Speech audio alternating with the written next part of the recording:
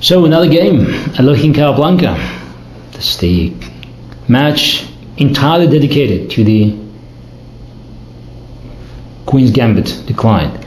So game 21, d4, d5, c4, e6, the traditional layout of that match. Funnily enough, Capablanca never played Carlsbad structure. I wonder what could be the outcome, because when he switched to Carlsbad structure in game 27, he completely outplayed Alohin, but he never tried to play classical Carlsbad taking on d5 at move 4. So Alohin was deviating from Cambridge Springs to a classical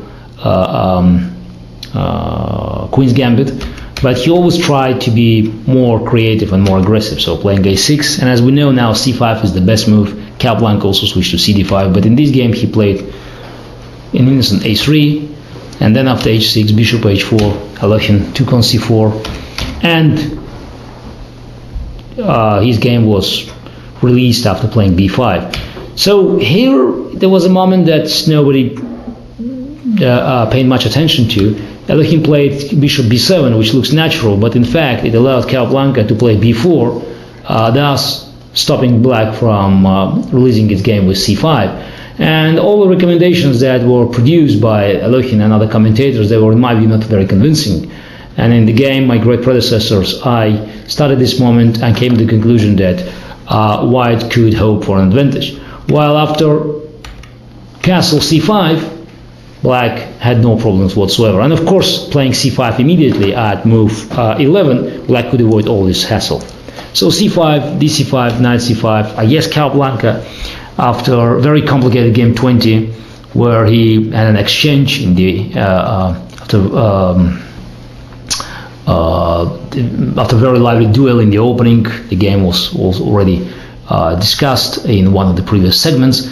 So he probably wanted to have a rest day, and he didn't pay much attention to all the moves, hoping that after exchanges of the d and c pawns, the game would end the draw fairly quickly. On knight d4, rook c8, b4, and here, first unpleasant surprise, instead of playing knight ce4, which looked to be very, very natural, but then led to more exchanges and in eventual draw, Alohin made a very strong move, knight cd7.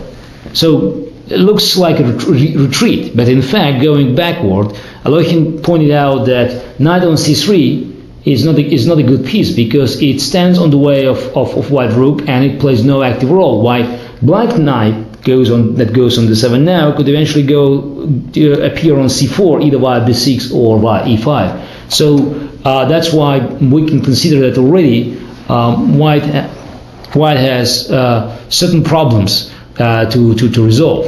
One of the recommendations which should be considered seriously was to play here knight b3, trying to place knight on a5. Not just to attack the bishop and push to an 8, but moreover to protect c4 square from black knight. But Capablanca was too complacent. Bishop g3, knight b6, queen b3, which is another dubious move. Knight b3 again was a better option. And now after knight d5, bishop f3, so the rook c4, you could see how the position has changed. And again, it's all happening like overnight. It's here, rook c8, move 14, all innocent, just position is roughly equal, and just 4 moves later, you could also see that black piece is making progress. The c4 square is weak, while c5 square is just, white can only dream about it. So Capablanca tried to occupy this square, but eventually here he made a very serious mistake. The only chance of keeping some tension was to play queen b1, where black had to find a way of making progress. Although I still think black had a certain edge. While taking on c4 and allowing black knight to appear on c4, Capablanca let his game to deteriorate very quickly. Rook c1, queen e8, knight c3, and rook c8. So the pieces were exchanged, so light pieces were exchanged, but just look at the difference in the quality of the white pieces and black pieces. Every black piece looks superior to its white counterpart. You have bishop on g3, which does absolutely nothing, while black bishop not only potentially attacking these pawns on a3 and b4, but also could go on f6 throwing white knight from this position on d4. White knight on d4 is just standing there trying to protect white weaknesses, while black knight on c4 is dominating the position. And of course, black king on d5 is incompatible to its passive counterpart on b3. I guess Capablanca already lost his nerves and played the rest of the game quite poorly. The best chance here was probably to play f3, trying to bring bishop back to the defense, while I still think that probably position is already, white's position is nearly lost. While after a4, Alokin found a very nice tactical refutation, and after knight went on f3, played bishop b2, and white's position collapsed, because after rook d1, then it's a nice line, b takes a2, queen takes a2, knight b6, rook d5, knight takes a4, and eventually rook on b4, pawn on b4 will be lost. That's another demonstration of helpless white's pieces on the king side, while black light pieces are playing an active role in the king in the queen side, where all the events are taking place.